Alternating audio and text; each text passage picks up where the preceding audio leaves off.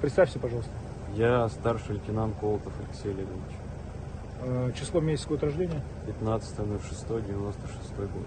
Откуда родом? Со Свердловской области. Род войск, военная часть? Командир инженерно-технического взвода, инженерно-саперной роты, войсковая часть 547-08. При каких обстоятельствах ты попал в плен?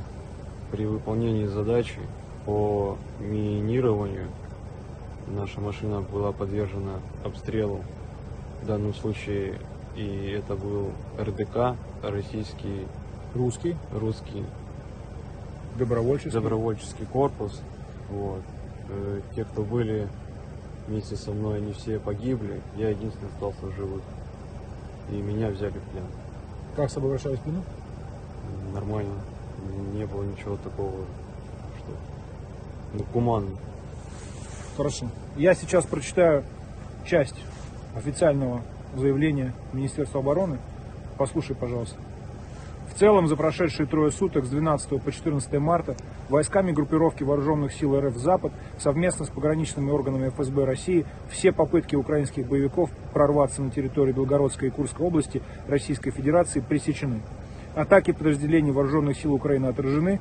Общие потери вооруженных сил Украины составили более 1500 боевиков, из которых около 500 безвозвратные, уничтожено 18 танков и 23 бронированные машины. Как ты считаешь, это правда? Я считаю немного неточные данные, потому что когда я выполнял задачу, я не видел, что прям столько было убитых. Ты вообще видел убитых бойцов русского добровольческого корпуса? Нет, я не видел. А по идее их должно быть около 500. Как ты считаешь, населенный пункт Козинка под контролем Российской Федерации? В данный момент я сейчас не знаю, как она там, под контролем либо не под контролем. На момент взятия в плен? На момент взятия в плен, получается, она была не 100% взята под контроль.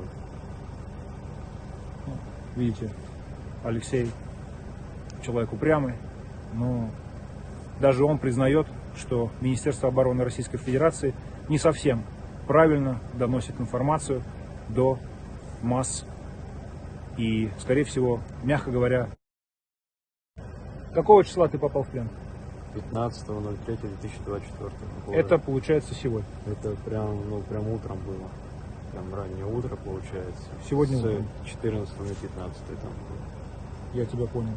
Как ты считаешь, твои сослуживцы или другие солдаты Министерства обороны Российской Федерации могли попасть в плен за эти дни? Все возможно. Спасибо. Алексей. Так, руки поднимаем. 1, 2, 3, 4, 5, 6, 7, 8, 9, 10, 11. 11. И 12, 13, 14, 15, 16, 17.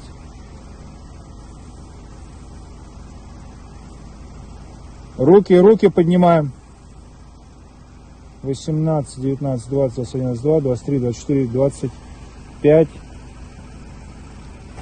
Друзья, сейчас 16 марта 2024 года, примерно 4 часа утра.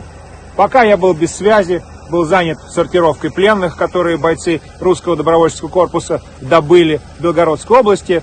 По новостям и телеграм-каналам Z-пропагандистов прошла новость о том, что русский добровольческий корпус обезглавлен и уничтожен.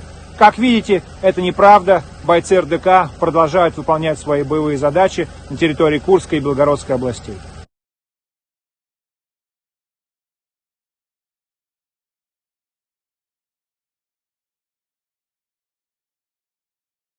Пользуясь случаем, хочу обратиться к господину Гладкову.